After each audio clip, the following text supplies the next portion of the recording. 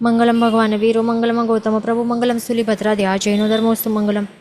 Okay, તો આપણને આ ટેબલ આપણને ભણવાનું છે, સ્ટાર્ટ કરવાનું છે.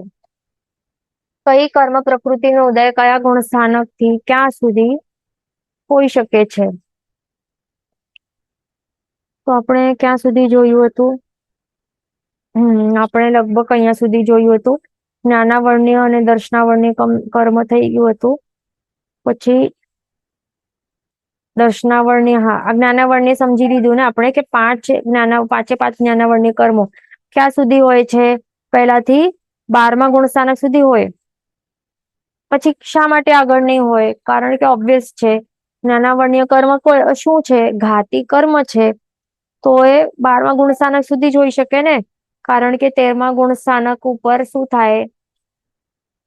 એ 12મા ગુણ સ્થાનકના અંતિમ સમયમાં, ચરમ સમયમાં શું થાય? જે 4 ઘાતી કર્મોનું નાશ કરી નાખે જીવ. અને પછી 13મા ગુણ સ્થાનકમાં એ એન્ટર કરે ત્યારે કેવલી ભગવંત કહેવાય છે. એટલે એ હોય. દેટ મીન્સ ઘાતી કર્મ 12મા ગુણ સ્થાનક સુધી જ હોઈ શકે ને, એનાથી ઉપર હોઈ જ નહીં શકે. એટલે આ સમજાઈ ગયું. પછી દર્શનાવર્ણ્ય કર્મ કયો છે? આ પણ ઘાતી કર્મ છે. દર્શનાવર્ણ્ય કર્મ એ 4 પ્રકારના.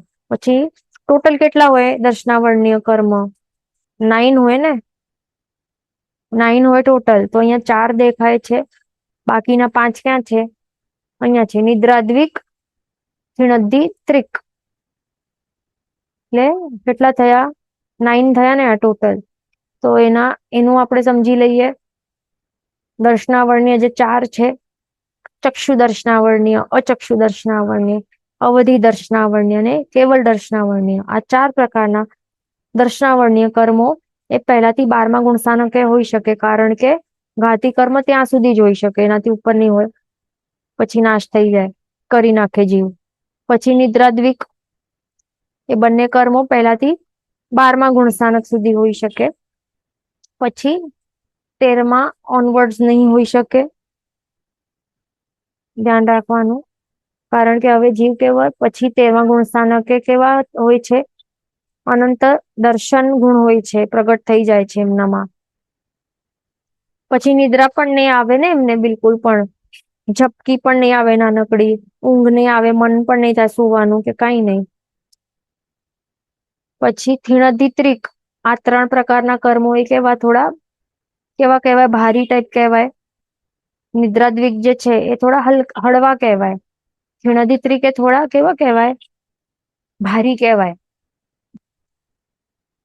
ઓકે, તો એ ક્યારથી ક્યારે હોઈ શકે? માત્ર પહેલાથી 6ઠ્ઠા ગુણ સ્થાનક સુધી હોય.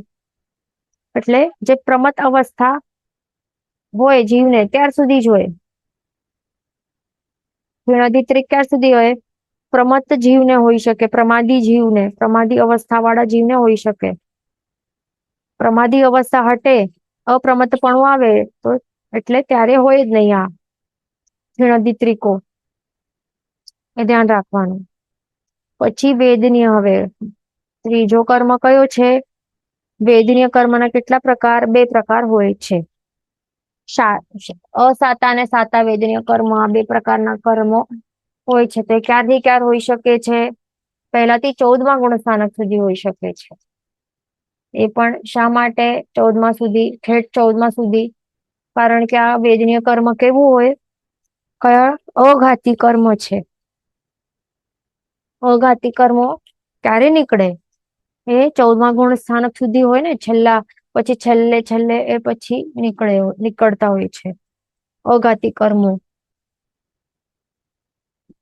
એટલે ધ્યાન રાખવાનું કે સુખ કે દુઃખ, શાતા કે અશાતા જીવને મોક્ષ ની અવસ્થાની પ્રાપ્તિ નહીં થશે ત્યાર સુધી તે રહેવાનું જ છે. એટલા માટે, અને એ પણ બદલતું જ હોય ને, એટલા માટે આપણને હાય કરવું નહીં જોઈએ કે સુખ, અથવા તો એવું સુખની શોધ પણ, એવા ટાઈપની પૌદ્ગલિક સુખની શોધ માટે આપણને આટલી મહેનત કરવાની જરૂર પણ ન હોય. માત્ર કર્મ નિર્જરા ઉપર મહેનત કરવું જોઈએ આપણને, કારણ કે એ તો ચાલતું જ રહેવાનું છે. અને એ પણ આપણે જોયું કે એવું પણ શક્ય છે કે કેવલી અવસ્થામાં પણ જીવને અશાતાનું પણ ઉદય હોઈ શકે છે, પણ આપણે જોઈ લીધું ને, રાઈટ? એટલે એ ધ્યાન રાખવાનું કે એમાં આપણને ટેન્શન નહીં લેવાનું કે શાતા છે કે અશાતા છે. ટ્રાય શું કરવાનું? સમભાવ રાખવાનું ટ્રાય કરતા રહેવાનું છે આપણને.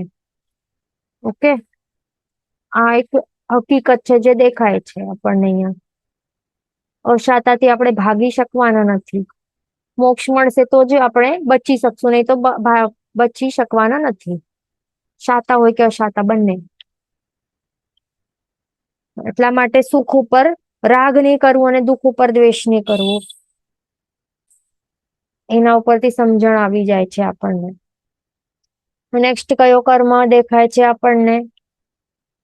નેક્સ્ટ કર્મ દેખાય છે, મોહનીય કર્મના પ્રકારો દેખાય છે. એ જોઈ લઈએ. અહીંયાથી કેટલા આટલું આ બધા મોહનીય કર્મો છે. અહીંયા સુધી દેખાય છે મોહનીય કર્મો. મોહનીય કર્મોનું જોઈ લઈએ, એના જે સબટાઇપ્સ છે. તો અહીંયા શું દેખાય છે? 3 પ્રકારના કર્મો દેખાય છે. સમકિત મોહનીય, મિશ્ર મોહનીય અને મિથ્યાત્વ મોહનીય કર્મ. 3 પ્રકાર કયા પ્રકાર છે મોહનીયના?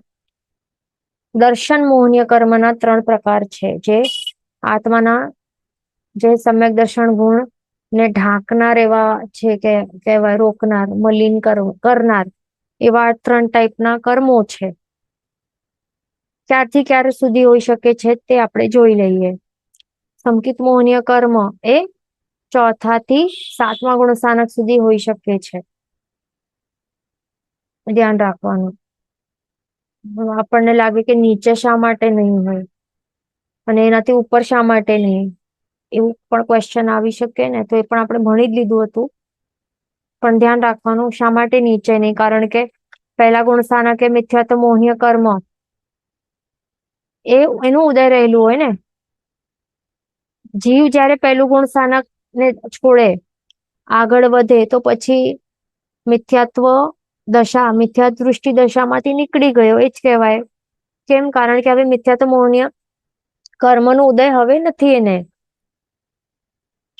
દેટ મીન્સ મિથ્યાત્વ મોહનીય કર્મ માત્ર પહેલા ગુણ સ્થાનક જ અહીંયા સુધી જ હોઈ શકે, એનો ઉપર હોય જ નહીં. પછી મિશ્ર મોહનીય કર્મ એ 3જા ગુણ સ્થાનકે એનું ઉદય રહેલું હોય છે, ત્યાર સુધી જ હોય, એના ઉપર હોઈ નહીં શકે.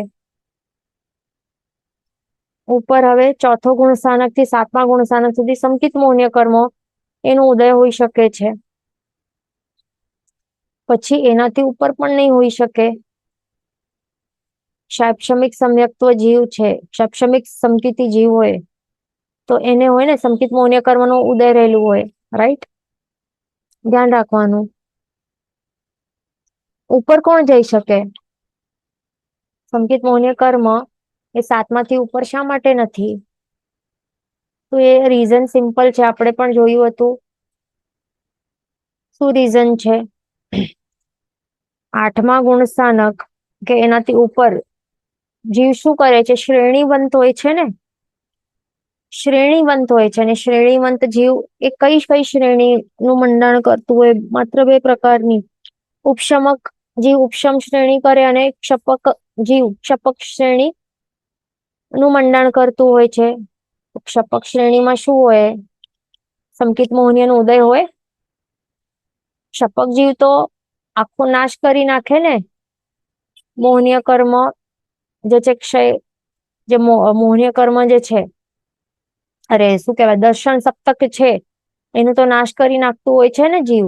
તો પછી સંકેત મોહનીયનો ઉદય તો નહીં હોય ને 8મા ઉપર ક્ષપક જીવ માટે. તો પછી લાગે ઉપશમક જીવ માટે શું? ઉપશમક જીવ જે છે, ઉપશમ શ્રેણીનું મંડાણ કરતો કરતો 8મા ગુણ સ્થાનકથી ઉપર આગળ એ વધતો જાય. ઉપશમક શ્રેણીનું મંડાણ કરે તો તેમાં શું હોય? ઉપશમ અધારેલી હોય, ઉપશમ આવેલું હોય ને. ઉપશમ આવેલું હોય તો શું ઉદય હોય? નહીં હોય ને, ઓબ્વિયસલી ઉદય નહીં હોય. સંકિત મોહનીય કર્મનો ઉદય હોય જ નહીં ઉપર, કારણ કે ઉપશમક જીવ તો ઉપશમ કરીને જ વધતો હોય, એટલે દબાવીને કર્મોને, મોહનીય કર્મને દબાવીને એ ચડતો જાય, એટલે એનું ઉદય થોડી હોય. એટલે સિમ્પલ રીઝન છે, આપણને ખ્યાલ આવ્યું. આટલા દર્શન મોહનીય 3 પ્રકારના આપણે સમજાઈ ગયા. હવે આગળ શું છે? અનંતાનુબંધી 4, અપ્રત્યાખ્યાનીય 4 અને પ્રત્યાખ્યાનીય 4, સંજ્વલન 4. એક મિનિટ. અનંતાનુબંધી 4, અપ્રત્યાખ્યાનીય 4, પ્રત્યાખ્યાનીય 4 અને સંજ્વલન 4. આ દેખાય છે આટલા કર્મો. આ શું કહેવાય? કષાય કહેવાય છે. આ કેટલા છે કષાય ટોટલ? 4 + 4 + 4 + 4, 16 કષાયો છે આ ટોટલ. 16 કષાયો. તો આ શું છે? હા, તો હવે આ 16 કષાય છે. તો એમાં સૌથી પહેલા અનંતાનુબંધી 4 જે છે એ વર્સ્ટ ટાઈપ કહેવાય છે. આ કષાયોમાંથી સૌથી ખરાબમાં ખરાબ કહેવાય. એ કયા હોય? ક્લિષ્ટ પરિણામ વાળા કયા કહેવાય? જે ક્લિષ્ટ પરિણામો આપે, જે દુર્ગતિઓ આપે નરક જેવી, કોણ આપે? એ છે અનંતાનુબંધી 4 કષાયો. એ ક્યાંથી ક્યાં હોઈ શકે છે? પહેલાથી બીજા ગુણસ્થાનક સુધી હોઈ શકે છે, એનાથી ઉપર નહીં. ધ્યાન રાખવાનું. એટલે જીવ જેમ એનાથી ઉપર એ પહેલા ગુણસ્થાનક નું ત્યાગ કરીને ઉપર ચડતો જાય તો ત્યારે શું હોય? અનંતાનુબંધી લેવલના આવા ઇન્ટેન્સ, એવા હાઈ લેવલ ઇન્ટેન્સિટી વાળા ક્લિષ્ટ પરિણામો હોય જ નહીં જીવને. પણ એ કેવા હોય? થોડા ઓછા ક્લિષ્ટ પરિણામ. અપ્રત્યાખ્યાનીય 4, ક્રોધમાન માયાલોભ હોય. ક્યાંથી ક્યાં? પહેલાથી ચોથા ગુણસ્થાનક સુધી. એનાથી ઉપર નહીં હોય. જેમ જ્યારે જીવ વીરતીમાં આવે તો પછી એ કહેવાય કે અપ્રત્યાખ્યાનીય કષાયનો ઉદય નહીં હોય. એટલે કે અવિરતી અવસ્થા વાળો જીવ જે હોય છે તો એને અપ્રત્યાખ્યાનીય 4 કષાયોનો ઉદય હોઈ શકે છે. ઓકે, પહેલાથી ચોથા ગુણસ્થાનક સુધી. હા, તો અપ્રત્યાખ્યાનીય 4 જે કષાયો છે, પહેલાથી ચોથા ગુણસ્થાનક વાળા જે અવિરતીમાં રહેલા એવા જીવો હોય ને, તો એમને ઉદયમાં હોઈ શકે છે એવા. ઓકે, ધ્યાન રાખવાનું. પછી પ્રત્યાખ્યાનીય 4 કષાયો જે છે એ પહેલાથી 5મા ગુણસ્થાનક સુધી ઉદયમાં હોઈ શકે છે જીવને. પ્રત્યાખ્યાનીય કષાય જ્યારે ઉદયમાં હોય તો ત્યારે જીવ એ સર્વવીરતી સ્વીકારી નહીં શકે ત્યાર સુધી. ટોટલી એટલે પાપનો ત્યાગ કરી નહીં શકે એવું છે. એટલે પહેલાથી 5મા ગુણસ્થાનક સુધી હોઈ શકે છે ઉદયમાં. પછી હવે સંજ્વલન ટાઈપના ક્રોધ, માન, માયા. કયા? સંજ્વલન ટાઈપના ક્રોધ, માન અને માયા. આ 3 આ કષાયોની વાત છે. હવે તો એ ક્યારથી ક્યાર હોઈ શકે છે જીવને? પહેલાથી 9મા ગુણસ્થાનક સુધી એ ઉદયમાં હોઈ શકે છે. કારણ કે હવે જીવ શું કરશે? જેમ ગુણસ્થાનકમાં આગળ વધતો જાય, ચડતો જાય, શ્રેણીવંત જીવ શું કરે? કે કરીને જે પણ શ્રેણીમાં હોય તો એવી રીતે દબાવે અથવા તો ક્ષય કરતો જાય ને. મોહનીય કર્મોને ક્ષય કરતો, મોહનીય કર્મ બીજા કર્મોને એ ક્ષય કરતો અથવા તો દબાવતો આગળ વધતો જાય ને, ઉપશમાવતો આગળ વધતો જાય.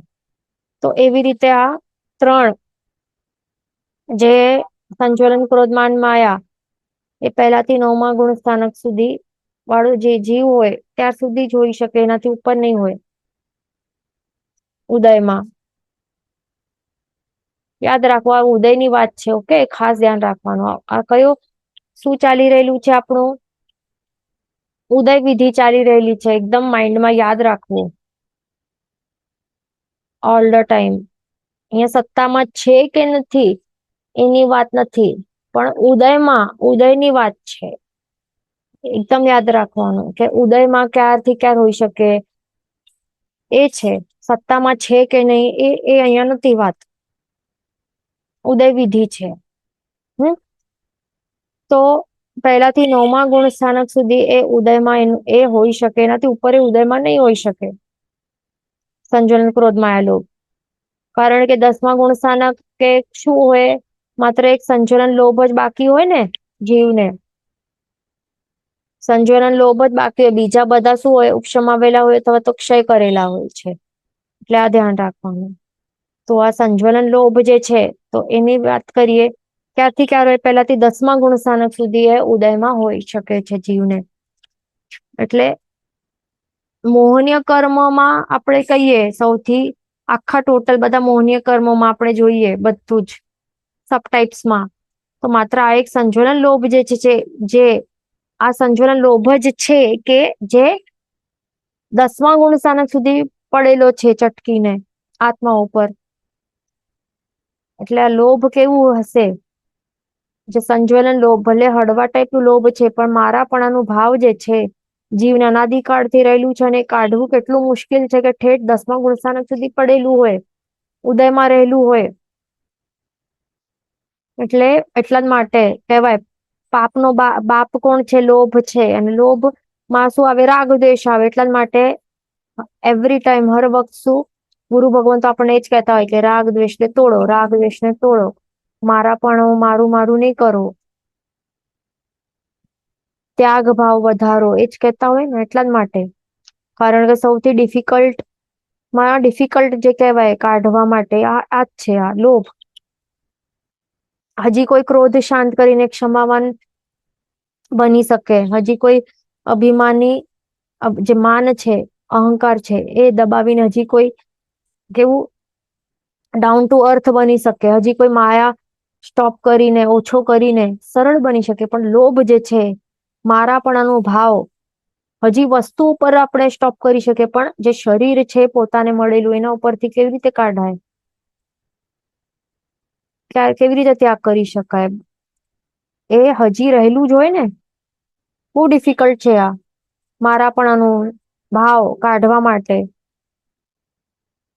છતાં પ્રેક્ટિસ કરતા રહેશું તો આપણે આગળ નેક્સ્ટ ફ્લોમાં આપણો ચાન્સ હશે કે આપણે શ્રેણી માંડીને આગળ વધી શકશું. એ ટ્રાય કરતા રહેવાનું. આ ભાવ એ ટ્રાય કરવા માટે જ છે, પુરુષાર્થ કરવા માટે છે. એ ધ્યાન રાખવાનું છે. પછી છે પુરુષ સ્ત્રી, પુરુષ વેદ, સ્ત્રી વેદ, નપુંસક વેદ, નો કશાય, ચારિત્ર મુનિ કર્મો ની વાત છે આ. એટલે અહીંયા નો કશાયો દેખાય છે, અને 3 પ્રકારના વેદ દેખાય છે. ક્યાંથી ક્યાં હોઈ શકે છે? પહેલાથી 9મા ગુણ સ્થાનક સુધી હોઈ શકે છે, પછી ઉદયમાં હોઈ શકે, એના બાદ એ ઉદયમાં હોતા નથી જીવને. પછી હાસ્ય, રતિ, ભય, જુગુપ્સા, શોક, અરતિ, નૌકશા, ચારિત્ર, મૌન્ય કર્મો. હાસ્ય ષટક છે, આ 6 ટાઈપના કર્મો છે. તે ક્યારથી ક્યાં હોઈ શકે છે? ઉદયમાં. પહેલાથી 8મા ગુણ સ્થાનકને સુધી જીવને ઉદયમાં હોઈ શકે છે. એના બાદ આગળ જેમ શ્રેણીમાં આગળ વધતો જાય, પછી ઉદયમાં એ હોય નહીં.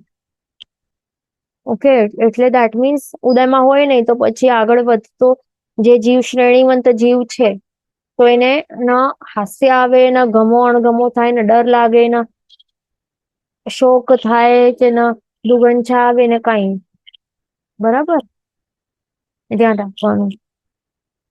પછી હવે આટલું આપણે મૌન્ય કર્મનું કમ્પ્લીટ કર્યું. હવે આગળ શું છે? નેક્સ્ટ ટાઈપ ઓફ કર્મ છે આયુષ્ય કર્મ.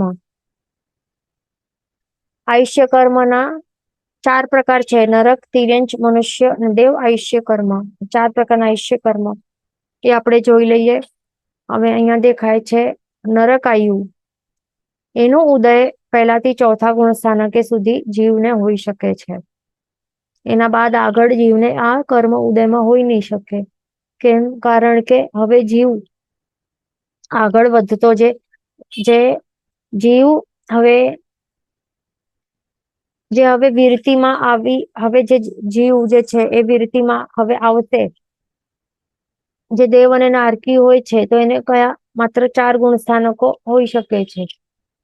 તો હવે જે નારકીના જીવો હોય છે, એને કેટલા ગુણ સ્થાનકો હોઈ શકે? માત્ર 4 ગુણ સ્થાનકો સુધી હોઈ શકે. એના ઉપર હવે કોઈ નારકી થોડી કોઈ શ્રાવક દેશવીરતી સ્વીકારી શકે નરકમાં બેસીને, કે કોઈ દેવતા હોય છે, દેવતાની પણ વાત કરી અહીંયા, નરકાયુ અને દેવાયુ બંને પહેલા ને 4થા ગુણ સ્થાનક સુધી હોઈ શકે છે ઉદયમાં.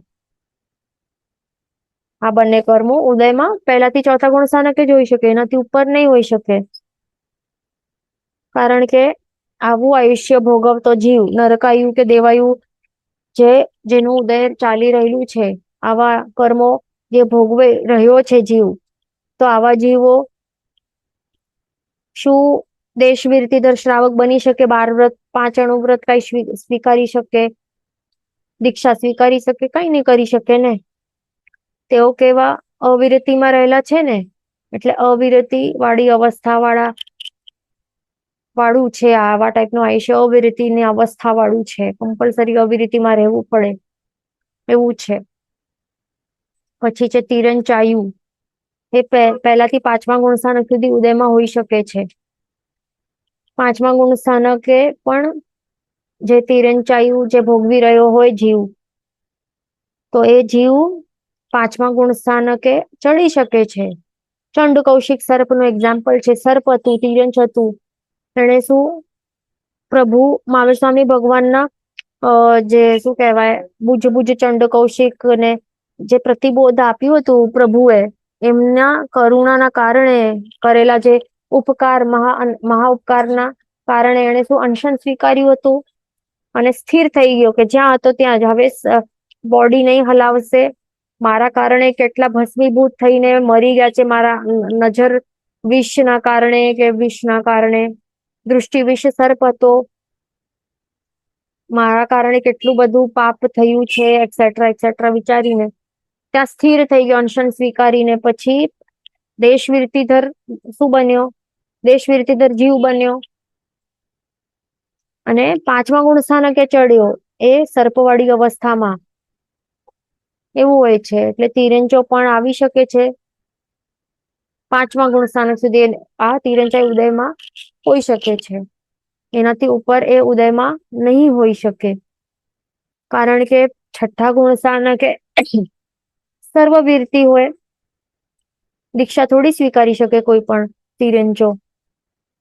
એટલા માટે એનાથી ઉપર 5માથી ઉપર ઉદયમાં નહીં હોઈ શકે. પછી છે મનુષ્ય આયુષ્ય કર્મ. એ પહેલાથી 14મા ગુણ સ્થાનક સુધી એ ઉદયમાં હોઈ શકે. હવે મનુષ્ય જ એવું જીવ છે, અહીંયા દેખાય છે કે મનુષ્ય આયુષ્ય એ જ એવું છે કે જેમાં રહીને જીવ આગળ વધી શકે છે, ગુણ સ્થાનકમાં આગળ ચડી શકે છે. બીજું કોઈ પણ એવું આયુષ્ય નથી કે જેમાં આગળ એ વધી શકે ને મોક્ષની અવસ્થાની પ્રાપ્તિ કરી શકે અથવા તો ગુણોની વૃદ્ધિ કરી શકે. દેખાય છે દેવતાઓ પણ કેટલી પણ ભક્તિ કરતા ભલે હોય, કેટલી પણ ભક્તિ કરતા હોય, દિન રાત ભક્તિ કરે, પણ ગુણ સ્થાનકમાં વધી શકે છે, આગળ વધી શકે છે. સમકીતી દેવ હોય, કેટલી પણ ભક્તિ કરે, એ ભાવમાં વધી શકે છે, આગળ નહીં. માત્ર 4થા ગુણ સ્થાનક સુધી આવીને અટકી જાય, સમકિતપણું પ્રાપ્ત કરીને અટકી જાય. એ સેમ આયુષ્યમાં એ 5મા કે ઉપર કોઈ પણ ગુણ સ્થાનકમાં ચડી જ નહીં શકે. તો આ સારું કયા હિસાબે કહેવાય? ડિઝાયરેબલ કયા હિસાબે કહેવાય? નહીં કહેવાય. મનુષ્ય આયુષ્ય આ જ ડિઝાયરેબલ કહેવાય, કારણ કે મનુષ્ય આયુષ્ય હોય તો ઠેઠ 14મા ગુણ સ્થાનક સુધી જીવ પહોંચી શકે છે, મોક્ષની અવસ્થાની પ્રાપ્તિ કરી શકે છે. આ ક્લિયર દેખાય છે. અહીંયા ક્વેશ્ચન છે, આયુષ્ય કર્મ is 1 to 4 or 1 and 4? 1 to 4, 1 થી કરીને 4 સુધી. આ બધું શું છે? 1 અને 12 નથી, 1 થી કરીને 12મા ગુણ સ્થાનક, 1 થી 12માં, 1 થી 6ઠ્ઠા ગુણ સ્થાનક, 1 થી 14માં, એવી રીતે છે. 4થા થી 7માં એવી રીતે. પણ અહીંયા કોમા દેખાય છે, અહીંયા આપણને કોમા નરકાનું પૂર્વી નામ કર્મ માટે. તો 1,4 એટલે 1 અને 4 પહેલા અને 4થા ગુણ સ્થાનકની વાત છે. પણ જ્યાં ડેશ છે ને, આવું ડેશ કેલું છે ને આવું, તો એ પહેલાથી 13માં સમજવું. બસ તે. બીજું અહીંયા ક્વેશ્ચન છે, સો નો દર્શન મોહનીય કર્મ એટ 2nd ગુણ સ્થાનક. તો દર્શન મોહનીય કર્મનું આપણે અહીંયા જોયું આ ત્રણ સંકિત મૌન્ય, મિશ્ર મૌન્ય અને મિથ્યાત્વ મૌન્ય કર્મ, આ ત્રણ દર્શન મૌન્ય કર્મના સબ ટાઈપ્સ છે. અને ક્વેશ્ચન છે, તો શું બીજા ગુણ સ્થાનકે કોઈ પણ દર્શન મૌન્ય કર્મનો ઉદય નહીં હોય? તો ના, નહીં હોય. બીજા ગુણ સ્થાનકે કોઈ પણ દર્શન મૌન્ય કર્મનો ઉદય નહીં હોય, એ ધ્યાન રાખવાનું. પણ અહીંયા દેખાય છે અનંતાનુબંધી 4 કશાયોનો ઉદય હોઈ શકે છે આ બીજા ગુણ સ્થાનકે, આપણને જેમ દેખાય છે. અને એના કારણે જીવ શું થાય? એ પડી જાય, પછી બીજાથી પહેલા ગુણ સ્થાનકે નીચે પડી જાય. અને આ એમ પણ એ ધ્યાન રાખવાનું, આ અનંતાનુબંધી 4 શું છે? આ ચારિત્ર મૌન્ય કર્મ છે. ઓકે, તો ક્વેશ્ચન જે હતું એ દર્શન મૌન્ય કર્મ માટે હતું, જે આ 3 પ્રકારના દર્શન મૌન્ય કર્મ છે એના માટે ક્વેશ્ચન હતું કે તો કોઈ દર્શન મૌન્ય કર્મનો ઉદય બીજા ગુણ સ્થાનકે નહીં હોય? તો ના, નહીં હોય. માત્ર સત્તામાં પડેલા હોય પણ ઉદયમાં નહીં હોય. આ ઉદયનું યાદ રાખવું કે આ ઉદય વિધિ છે. હવે આયુષ્ય કર્મનું થઈ ગયું. હવે આગળ વધશું. નેક્સ્ટ કર્મ કયો દેખાય છે આપણને? એ છે નામ કર્મ. અહીંયાથી કરીને કેટલું છે નામ કર્મ? આટલું.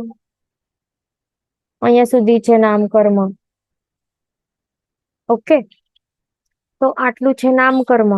હવે આપણે એના ઇન્ટરનલ સબટાઇપ્સ જોવાનું સ્ટાર્ટ કરીએ. આ 4 પ્રકારની ગતિ: મનુષ્ય ગતિ, તિરંજ ગતિ, દેવગતિ, નરક ગતિ.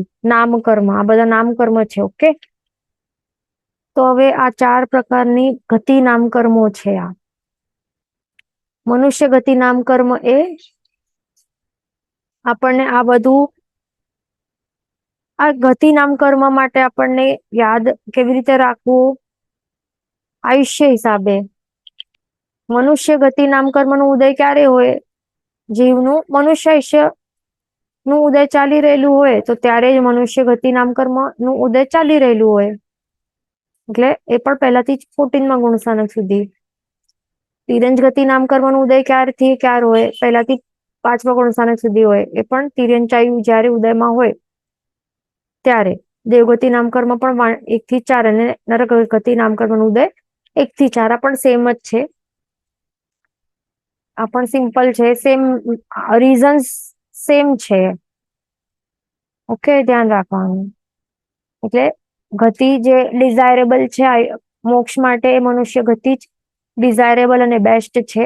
કારણ કે ગુણ સ્થાનકના ક્રમમાં આગળ વધારી શકે છે, મોક્ષ ની અવસ્થા સુધી પહોંચાડી શકે છે. અને બીજી કોઈ પણ ગતિ દેખાય છે, હજી એક તિર્યંજ ગતિ કહેવાય કે 5મા ગુણ સ્થાનકે એટલીસ્ટ પહોંચાડી શકે છે. અને 5મા ગુણ સ્થાનકે આવીને પછી મૃત્યુ થાય તો આવતા ભાવમાં શું મળે? દેવગતિ મળે. બરાબર ને? નિયમમાં દેવગતિ મળે. પછી જેમ ચંડકૌશિક સર્પને 8મા દેવલોકમાં દેવગતિ મળીને ને, એવું છે. પણ આ દેવગતિ ને નરક ગતિ દેખાય છે પહેલાથી 4થા ગુણ સ્થાનક સુધી, જે અટકાવી રાખે છે. પણ હવે જો દેવગતિ જેને મળી છે અને એ બહુ ઘણી બધી પ્રભુની ભક્તિ કરતો જાય છે, સમ્યક તો ગુણ પ્રગટ કરે છે, 4થા ગુણ સ્થાનકે આવે છે, કે નરક વાળું કોઈ જીવ 4થા ગુણ સ્થાનકે રહેલું છે, આટલો સમભાવ રાખીને રહેલું છે કે સમ્યક તો ટકાવીને રાખેલું છે, તો આવતો ભાવ એને શું મળે? પછી સમકીર્તિ દેવને પછી મનુષ્ય ગતિ મળે.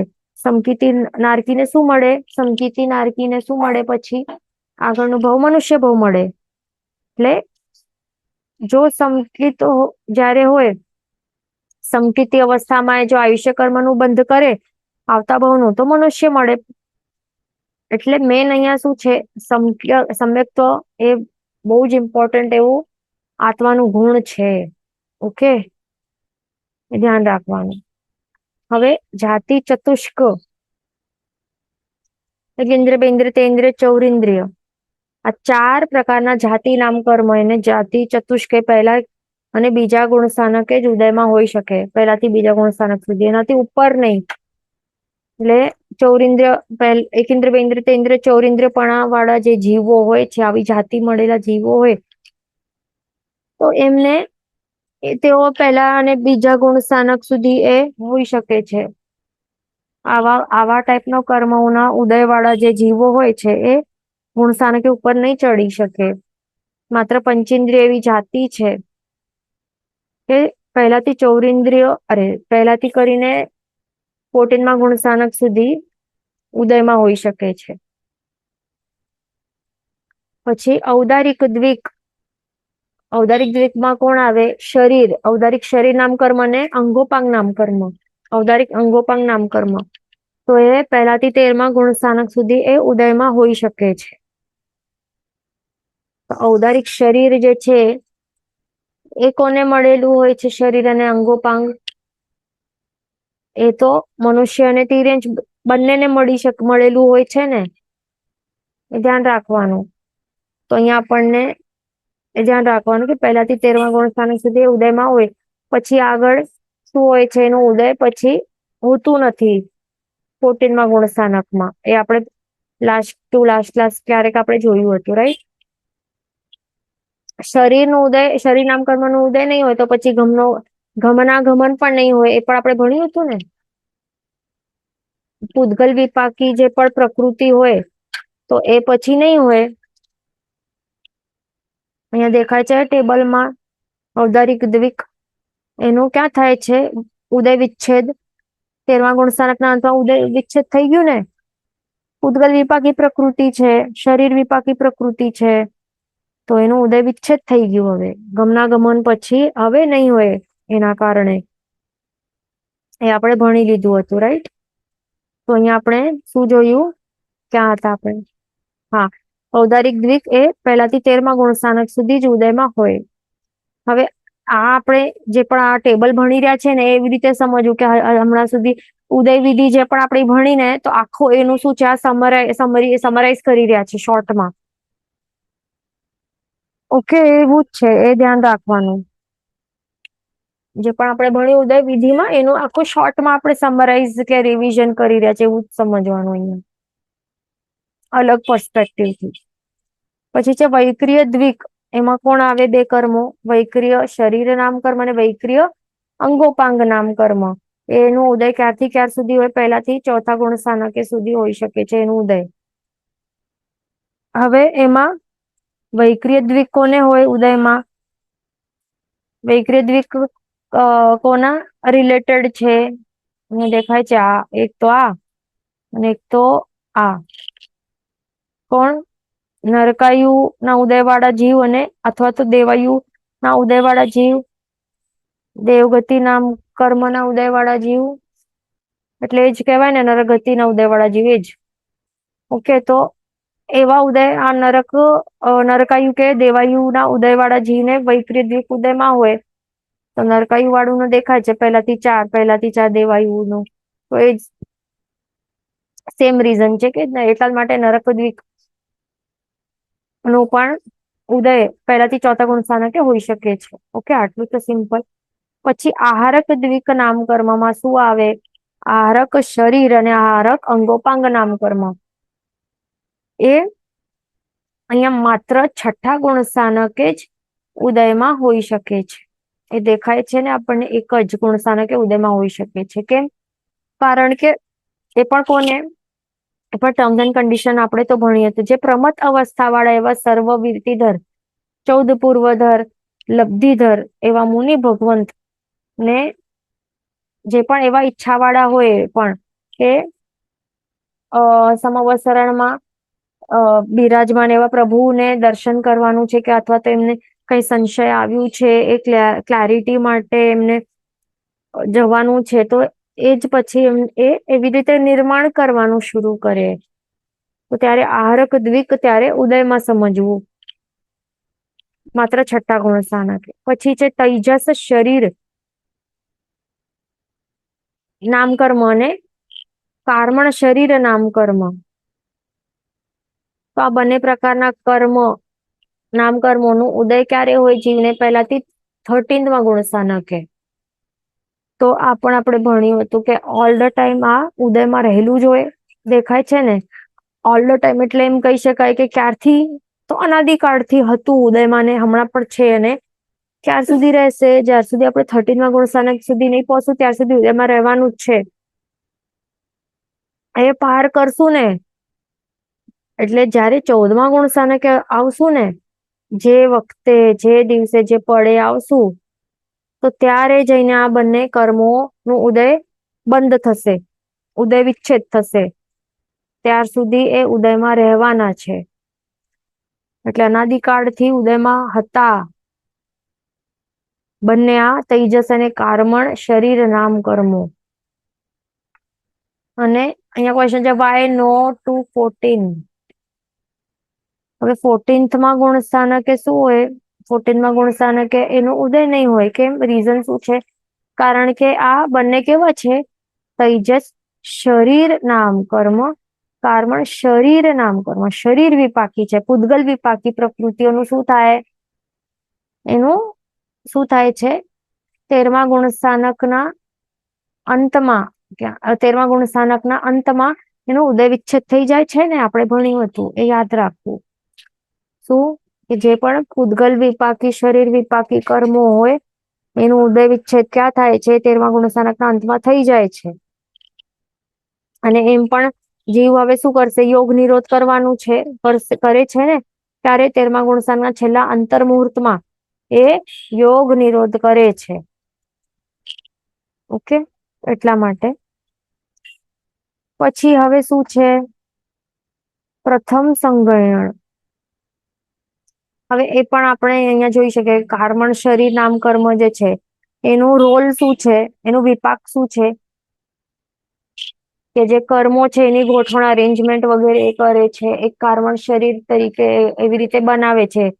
એટલે કર્મોની ગોઠવણ અરેન્જમેન્ટ એનું એ વિપાક છે, રાઈટ. પછી એ યોગ નિરોધ કરે છે ને જીવ 13મા ગુણ સ્થાનકના અંતમાં, લાસ્ટ અંતર મુહૂર્તમાં. તો ત્યારે શું કરે છે? યોગ જે શું કહેવાય, જે કર્મ બંધનું જે ચોથો કારણ છે એનો નાશ કરી નાખે છે.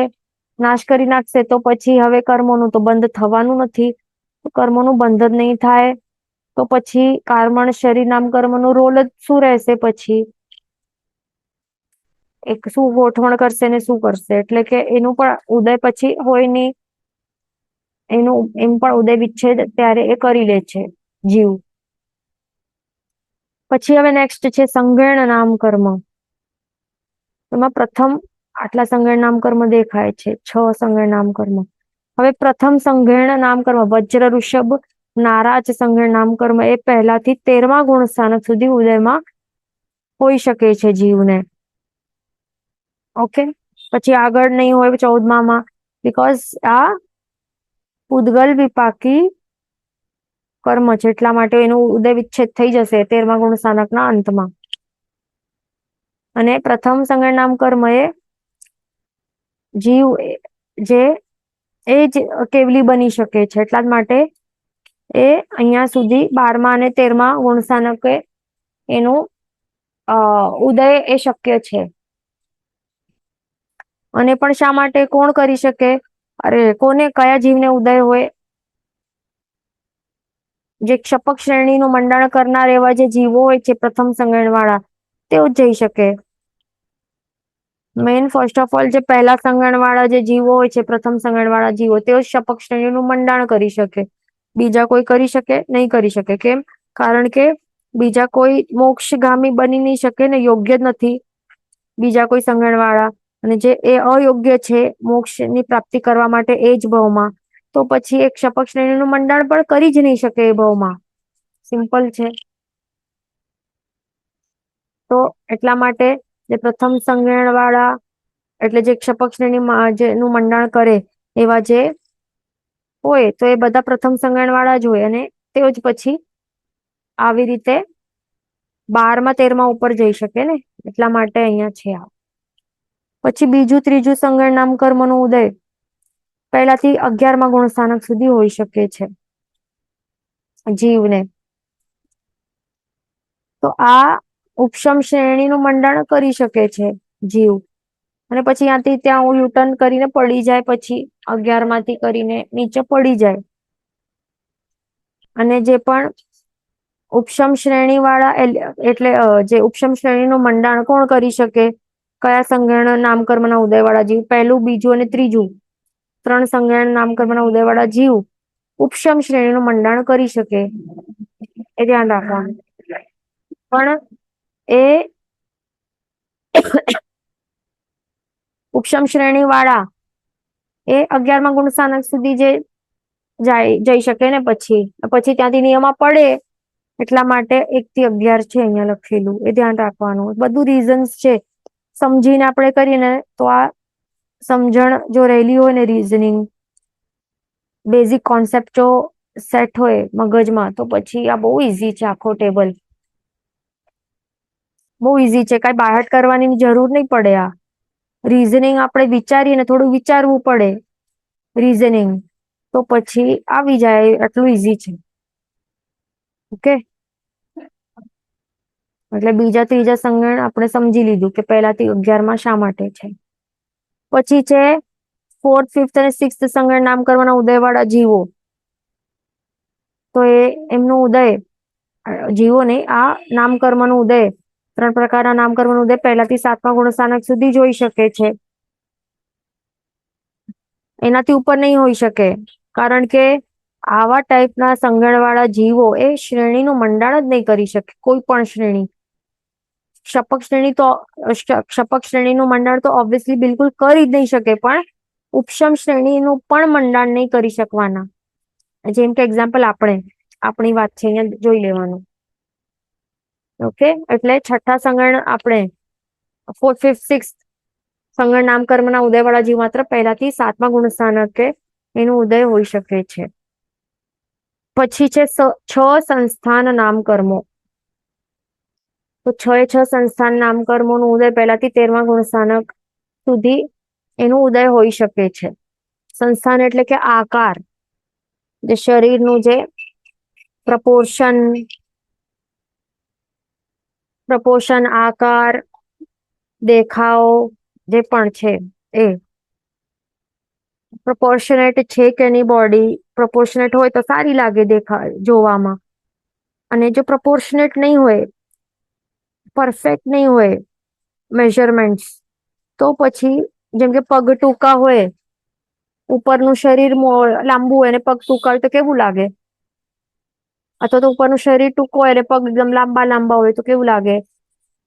ગરદન એકદમ આવી હોય જ નહીં કોઈને, અને વાંકો ચૂકો હોય કેવું લાગે જોવામાં? એટલે એ બધું છે. આ 6 સંસ્થાન નામકર્મો છે. તો 6 સંસ્થાન નામકર્મો જે છે, એટલે પહેલું સૌથી જોવામાં એકદમ બેસ્ટ અને એકદમ મોસ્ટ પ્રપોર્શનેટ કહેવાય. બોડીના મેઝરમેન્ટ્સ, બોડી પાર્ટ્સના મેઝરમેન્ટ્સ એકદમ બેસ્ટ હોય અને પરફેક્ટ હોય ફર્સ્ટ. અને છઠ્ઠો વાળીની વાત કરીએ તો એકદમ વર્સ્ટ કહેવાય, બિલકુલ પણ પ્રપોર્શનેટ નહીં હોય, ઇમ્પરફેક્ટ હોય. છતાં પણ 6 સંસ્થાન નામકર્મના ઉદયવાળા પહેલાથી 30th ગુણસ્થાનક સુધી એનું ઉદય હોઈ શકે છે. એટલે અહીંયા આપણને ક્લિયર થઈ જાય છે કે બોડી ઉપર એ બેઝ નથી, એના આકાર કે કઈ ઉપર.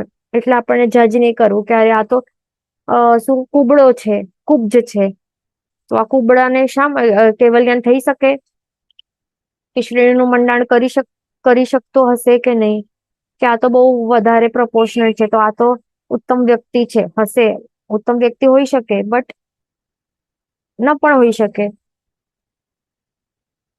હોઈ પણ નહીં શકે, ન પણ હોઈ શકે, એવી રીતે. એટલે એના ઉપર આપણે જજમેન્ટ નહીં કરી શકીએ. તેવા પણ સંસ્થાન નામકર્મના ઉદયવાળા જીવો પહેલાથી કરીને, એટલે મિથ્યાત્વી દશાથી કરીને ઠેઠ કેવલી ભગવંત બની શકે છે, મોક્ષની અવસ્થાની પ્રાપ્તિ કરી શકે છે. પછી છે વર્ણ ચતુષ્ક. વર્ણ, ગંધ, રસ, સ્પર્શ 4 નામકર્મો. વર્ણ, ગંધ, રસ, સ્પર્શ નામકર્મો એ પહેલાથી 13મા ગુણસ્થાનક સુધી ઉદયમાં હોઈ શકે છે, અને પછી 14મા ગુણસ્થાનક એનું ઉદય નહીં હોય. 6 સંસ્થાન નામકર્મોનું પણ ઉદય નહીં હોય, અને વર્ણ ચતુષ્ક નું પણ ઉદય નહીં હોય 14મા ગુણસ્થાનકમાં, બીકોઝ એનું ઉદય વિચ્છેદ થઈ જાય 13મા ગુણસ્થાનકના અંતે. કારણ કે આ પૂદગલ વિપાકી પ્રકૃતિઓ છે, શરીર વિપાકી પ્રકૃતિઓ છે, એટલા માટે. ઓકે, વર્ણ, ગંધ, રસ, સ્પર્શ કેવું પણ હોય, વર્ણ, ગંધ, રસ, સ્પર્શ નામકર્મ કેવું પણ ઉદય હોય, એ 13માં ગુણસ્થાનક સુધી ઉદય થઈ શકે. ઓકે, અહીંયા આપણો સમય થવા આવી છે. નેક્સ્ટ ક્લાસમાં આપણે અહીંયાથી કન્ટિન્યુ કરશું. જેનું વચન વિરુદ્ધ બોલાય તો મિચ્છામિ દુક્કડમ. સર્વમંગલ માંગલ્યમ સર્વકલ્યાણ કારણમ પ્રધાનમ સર્વધર્માણમ જૈનમ જયતિ શાસનમ. પ્રણામ.